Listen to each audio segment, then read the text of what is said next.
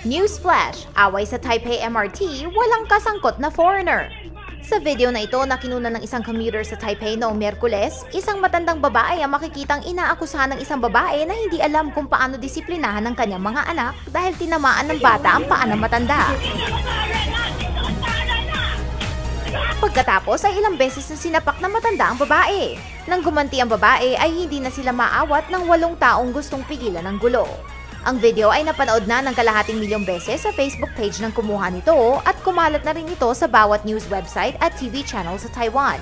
Ibang klaseng coverage ito para sa away na walang foreigners o artistang sangkot.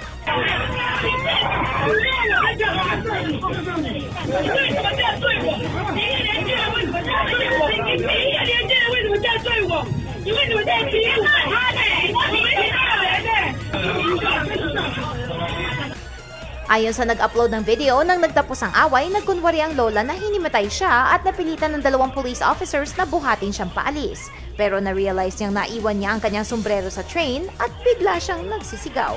Ang tibay ni lola.